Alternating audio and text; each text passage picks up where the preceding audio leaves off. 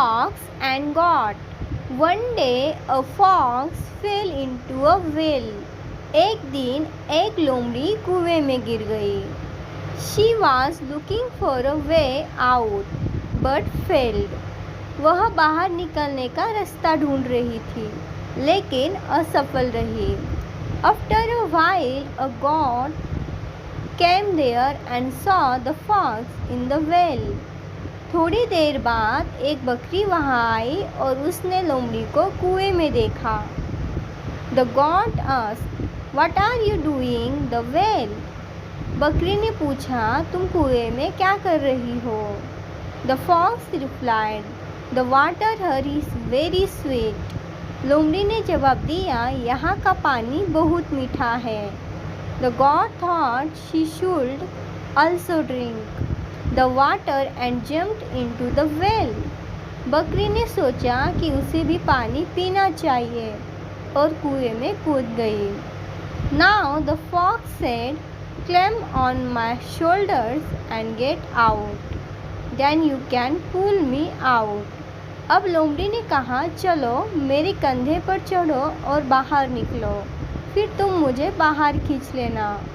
The goat did just that and got out, but she didn't pull the fox out. बकरी ने ऐसा ही किया और बाहर निकल गई, लेकिन उसने लोमड़ी को नहीं खींचा. The fox thought, now I have to use my cunning.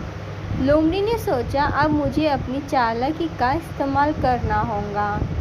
She shouted from the well, "God, you betrayed me." उसने कुएं में चिल्लाकर कहा, बकरी तुमने मुझे धोखा दिया. Now you think you are very clever, but remember, अब तुम खुद बहुत चालाक समझ रही हो, लेकिन याद रखना, those who do bad to others also face bad consequences. जो दूसरे के साथ बुरा करता है उसके साथ भी बुरा होता है. The goat ignored her words and walked away. बकरी ने उसकी बात पर ध्यान नहीं दिया और वहाँ से चली गई. Some time later, a farmer came by and saw the fox in the well. कुछ समय बाद एक किसान वहाँ आया और उसने लोमड़ी को कुएं में देखा. The farmer threw a rope and pulled the fox out.